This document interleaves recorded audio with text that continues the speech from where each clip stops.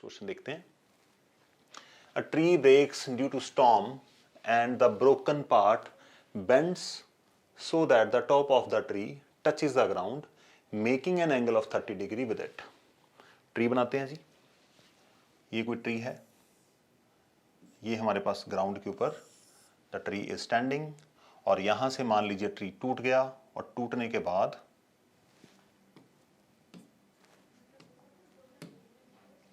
this is the point where the tree had been broken, तो top of the tree touches the ground making an angle of 30 degree with it। तो मान लीजिए तो ये situation थी और यहाँ पे ये सिचुएशन हो गई। तो let us assume AB is the original size of the tree, C is the point where the tree has been broken, और D is the point जहाँ पे it is touching the ground। अब यहाँ पे एक चीज सोचिए, यहां से टूट गया, यहां से ये बेंड हो गया, तो बेंड होने का मतलब ये वाली साइड इधर जाके गिरी, तो इसका मतलब हम यहाँ पे ये कहना चाह रहे हैं कि जितनी साइड यहाँ पर थी उतनी ही साइड यहाँ पर है, तो ये दोनों लेंथ आपस में क्या होंगी, इक्वल होंगी। जितना ट्री का पार्ट टूटा है उतना ही तो यहाँ पे बेंड हुआ है, तो इसका मतलब पहली बात आ गई हमारे पास AC इक्वल टू CD होगी। हमने कॉमन सेंस से पता कर लिया, तो आपको आइडिया होना चाहिए थोड़ा सा। ओके, आगे देखते हैं। एंगल कितना है, 30 डिग्री का।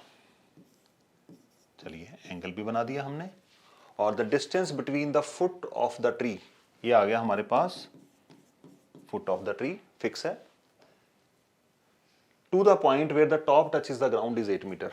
तो टॉप गिरने के बाद यहां पे गिरा और दोनों के बीच में डिस्टेंस कितना है, 8 मीटर का। तो हमें क्या चाहिए, find the height of the tree. Height of the tree के लिए यहाँ पे प्रॉब्लम बच्चों को क्या आती है कि वो हमेशा सोचते हैं कि मुझे AB निकालना है। AB आप नहीं निकाल पाएंगे।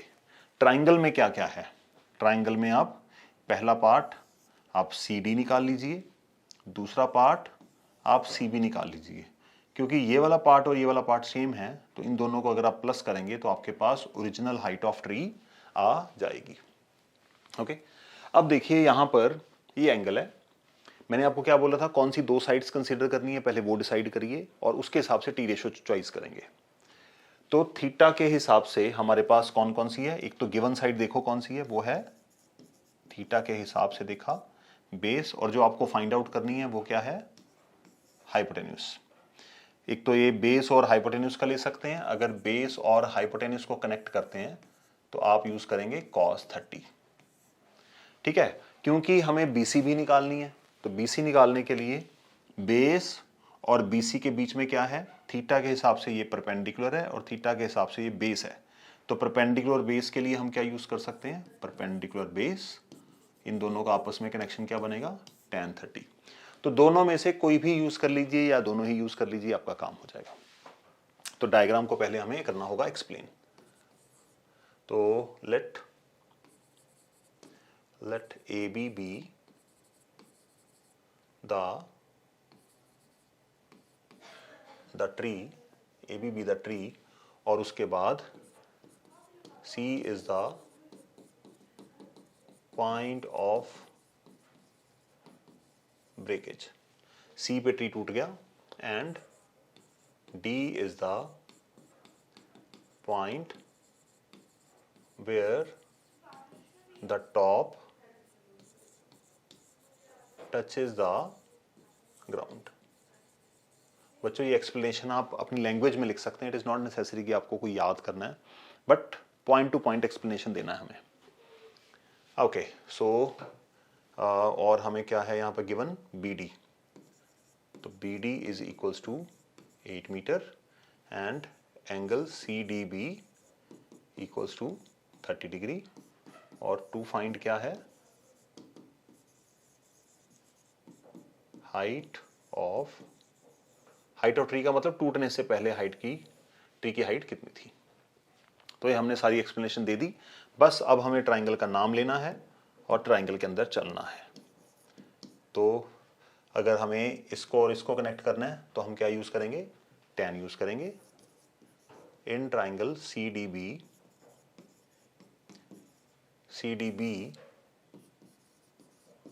tan 30 equals to perpendicular over base.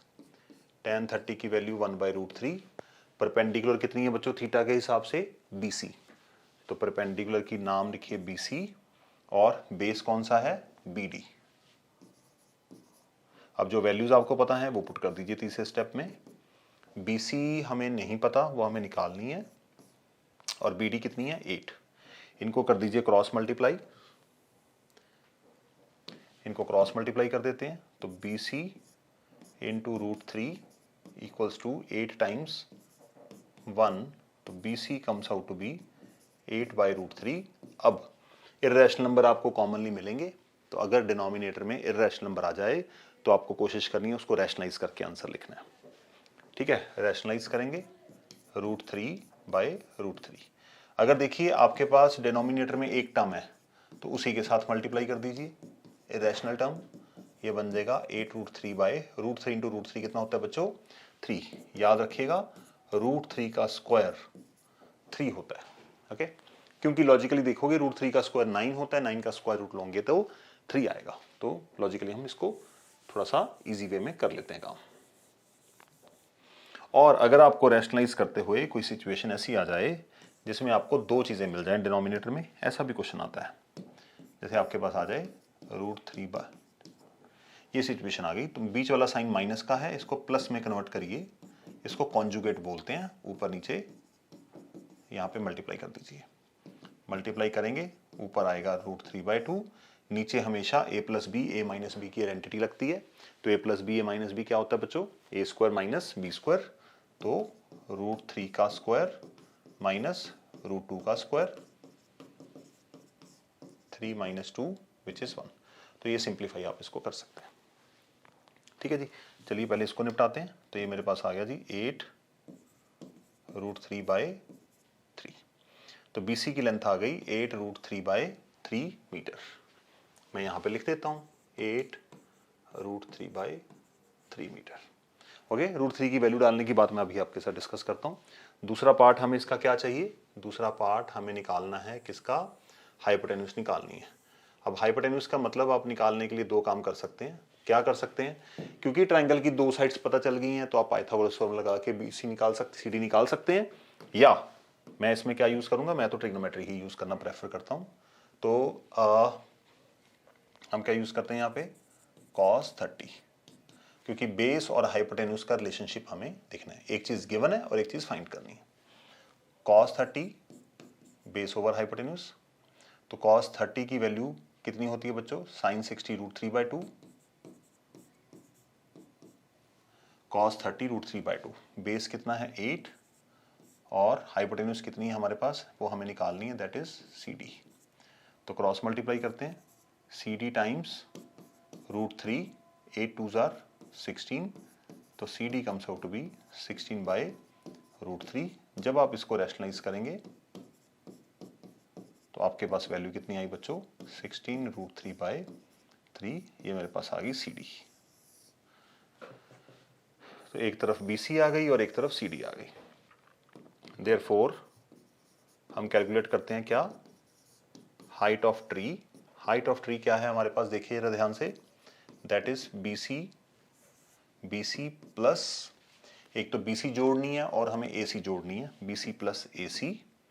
तो BC की लेंथ अभी हमने कितनी निकाली है बच्चों, यहाँ पर BC की लेंथ हमने निकाली है 8√3/3, और CD की लेंथ हमने निकाली है 16√3/3। तो क्योंकि डिनोमिनेटर सेम है 8√3 plus 16√3, it comes out to be 16 और 8 24 √3/3। जब आप इसकी काट पीट करेंगे, क्योंकि ये इर्रेशनल नंबर नहीं है, तो 3 24 के साथ कटेगा 8 से, तो 8√3, और ये आ गया हमारे पास हाइट ऑफ द ट्री। तो इस तरह से क्वेश्चन को ट्राई किया जाता है, और एग्जाम में आपको √3 की वैल्यू गिवन होती है मोस्ट ऑफ द टाइम। तो अगर आपको रूट की वैल्यू गिवन नहीं है तो आप 1.732 लेके इसको मल्टीप्लाई करेंगे और पूरा आंसर लिख कर आएंगे। कैलकुलेशन आप खुद करेंगे, इतनी कैलकुलेशन आई होप आप कर सकते हैं। तो √3 की वैल्यू बच्चों क्या लेनी है आपको 1.732, अनलेस और otherwise it is stated in the problem. जैसे क्वेश्चन में गिवन है वैसे यूज करेंगे, या फिर हम अपनी तरफ से 1.732 डालकर पूरा कैलकुलेट करके। देखिए जब आप 3 डिजिट तक मल्टीप्लाई करेंगे, फॉर एग्जांपल इसको एक बार मल्टीप्लाई करके देखते हैं। तो मैंने 8 से मल्टीप्लाई किया, 8 2 जार 16, 8 3 जार 24, 25 2 5 15। डेसिमल कितने के बाद है? 3 के बाद है। तो आपकी कैलकुलेशन करके यहाँ पे कितना आया? 15.856 आया बच्चों। अब 15.856 है, आपको अपना आंसर 3 डेसिमल प्लेस तक नहीं लिखे आना, आपको 2 तक लिखे आना है, उसको राउंड ऑफ करना होगा। राउंड ऑफ करने के लिए आपको इस डिजिट को कैलकुलेट करना पड़ेगा। अगर ये 0 1 2 3 4 है तो आपको इसको कैंसिल कर देना है, इसको बोलते हैं राउंड डाउन। और अगर ये डिजिट आपका 5 6 7 8 9 है तो भी इसको कैंसिल करना है और आपको पीछे वाले को +1 देना है।